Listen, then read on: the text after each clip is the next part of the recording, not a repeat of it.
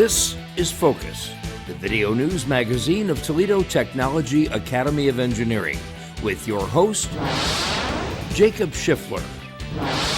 There's a new state law that prohibits the use of cell phones during school hours in all Ohio public schools. So how did TPS comply with the new law? I'm Andrew Cook. By now, everyone is familiar with these, the yonder bags, that hold our cell phones hostage during the day. Now, when you arrive at school, you have to bag it. TTA had a few staff changes this school year, thanks in part to several retirements last year. I'm Ray Friedel. At TTA, it's all about teamwork with our faculty and staff. 3 newcomers to the school are all in with our concept. This is a big welcome to the team. The first big event for TTA's Student Council is the annual Tailgate Party that consumes the entire front lawn.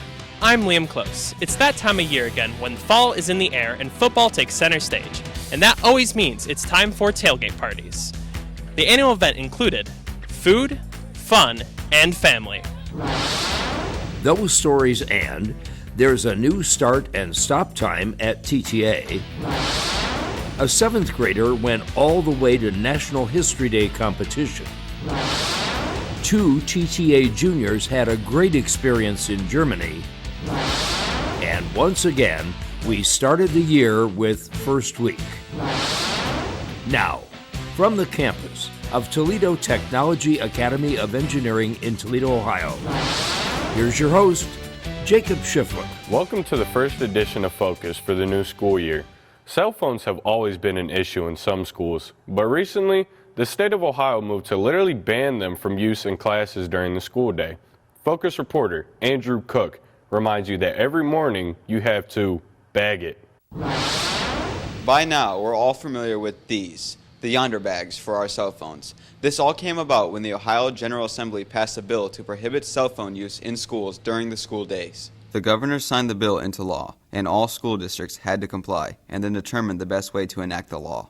The governor cites studies that prohibiting cell phones in class has some major benefits. When cell phones are banned during the school day, schools transform before their very eyes. They said that their kids are focused in the classroom. The lunchroom is noisy once again. Kids are actually talking to each other. TPS made the decision to require high school students to lock away their phones in these special bags and stow them in their lockers all day. A few years ago, Ms. Finley made the call to prohibit cell phone use during school, but that was strictly a TTA requirement. Now it's mandatory across the entire state. So as far as the district policy is concerned, every student was issued a yonder bag. That every student should have any cell phone device or any cellular connected device in that yonder bag from the start of the day to the end of the day. We've got magnets all over the place for people to open those. What we have seen is that most students are following the rules because really TTA has been a cell phone free environment for a couple of years now. We didn't necessarily see a big impact in changing the policy, and students have done a very good job about keeping those cell phones out of sight and being engaged in class when they're in the building. Every morning, students bag their phones and keep them in their lockers for the entire day. There are some really rare exceptions when phones are required for classes, but they are few and far between. So how do students feel about the new policy? I have a mutual feeling about the yonder pouches. I feel like they're good and bad. On the bad side is like people like to cheat and even like to just use the phones for wrong things.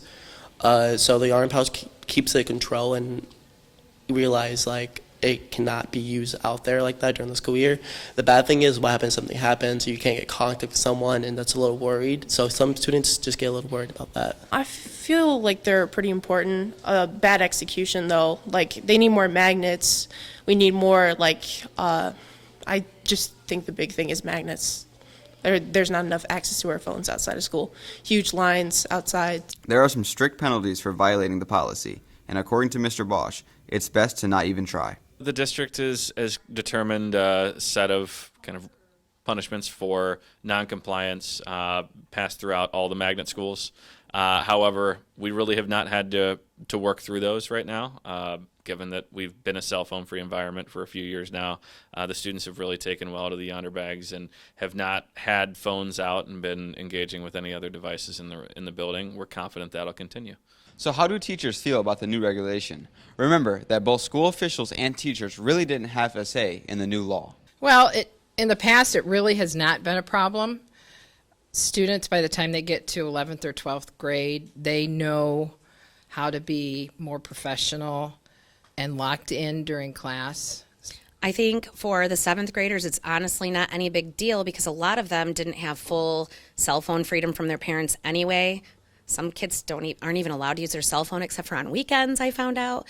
But I'm noticing with the 8th grade students, there's definitely some withdrawal happening and some maybe sneakiness trying to happen where they don't really put their phone in their yonder bag, but we already know there's going to be checks. So I think they'll figure it out pretty soon.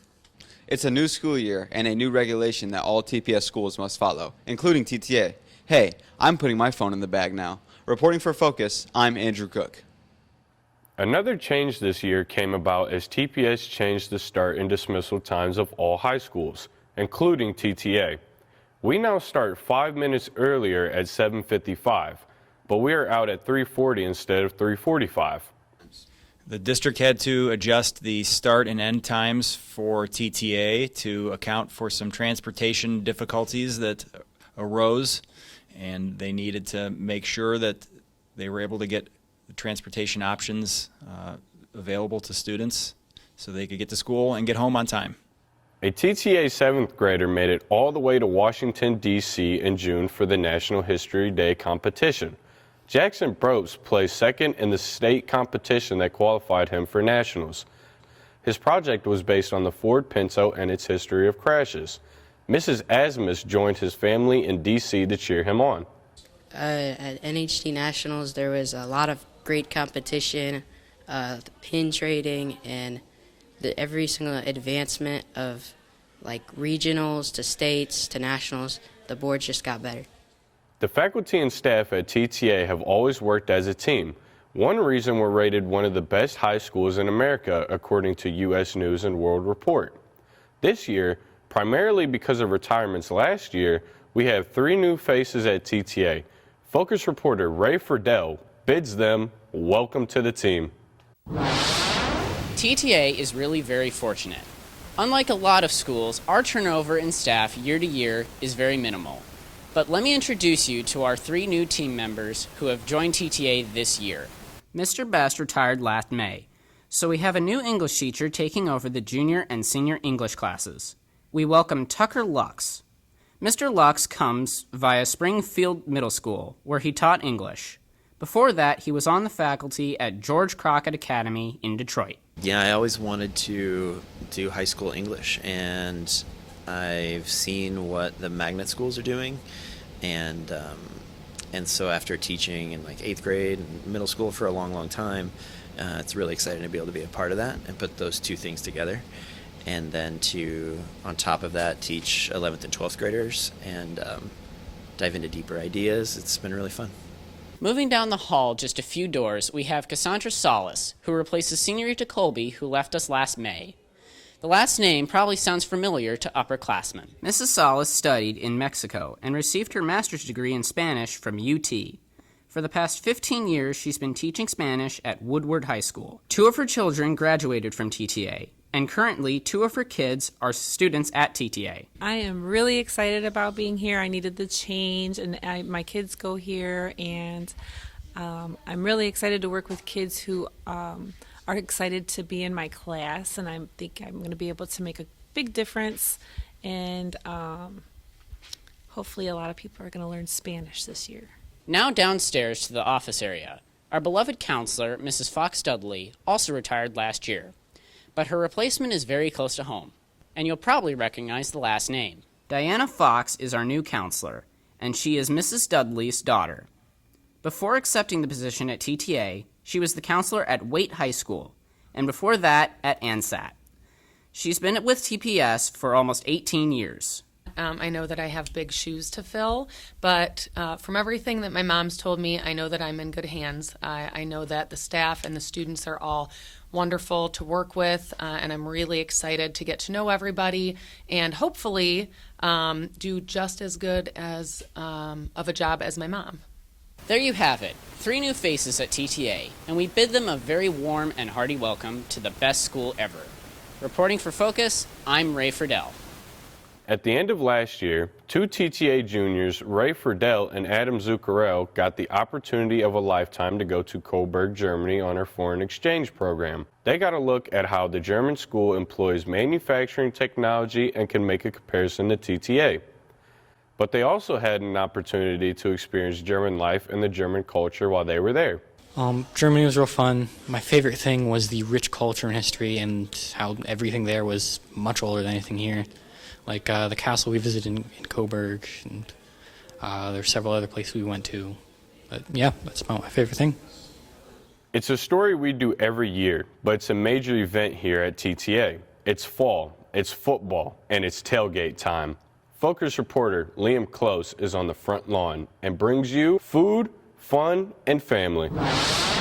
It was a picture-perfect afternoon. The weather was awesome, and the front lawn had a party atmosphere. The Student Council held its first major event of the year. Tailgating has become an all-American tradition, and although TTA doesn't have a football team, we definitely know how to throw a party. And this tailgate party is no exception. Student Council is all in to make this a memorable event that includes food, fun, and most important, the family. The TTA Tailgate is one of our first get-togethers at the beginning of the school year, and I personally think it's a great time for everybody, both being in Student Council helping set it up. We have so many more events in plan, but we have so many groups together now, including Student Council and our Trailblazers.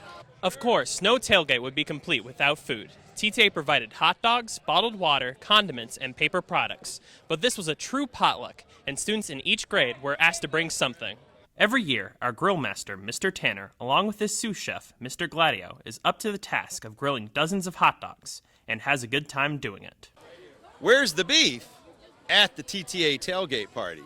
The faculty and staff always pitch in to help serve and move the food line along. This is my 5th time I've helped out with our tailgate party, and as a staff member, I enjoy coming out here and assisting my other staff members. It's a chance to interact with the kids in a different way than we do in the classroom. It's a great time to meet parents in an informal way, and, good time to recruit younger brothers and sisters that might be joining. Although the event is geared to students, the whole idea is to have family come to not only support the kids, but to mix and mingle with the faculty and meet them outside the classroom environment. So this is the first time we've ever been invited to something like this through the school system in Toledo, and right now the turnout is great. There's lots of food. Everybody seems pretty friendly. Personally, I'm enjoying myself. I get to kick back with my family and meet new people. Oh, it's going good. The food is good. I didn't know they was going to have this much food. The activities look fun. I'm about to go join in one of them. Might not play football, but I ain't dressed for that, but I might do the little beanbag toss or something like that. But, the weather nice, everybody enjoying themselves. So I like it. It's going pretty good so far. The fun part of the event gives students an opportunity to escape the classroom and have some fun playing games. There was the obligatory pickup game of football. Well, it was really just throwing the ball around, but it was fun nonetheless. There were yard games like cornhole that are always popular with students and adults alike. And it didn't take much to get the students dancing. There was music including the ever-popular line dance and the YMCA. The TTA Tailgate is something we do every year. It's something we all look forward to because it allows students from other grades to get to know other grades. Other than first week, we don't really get an opportunity to do that.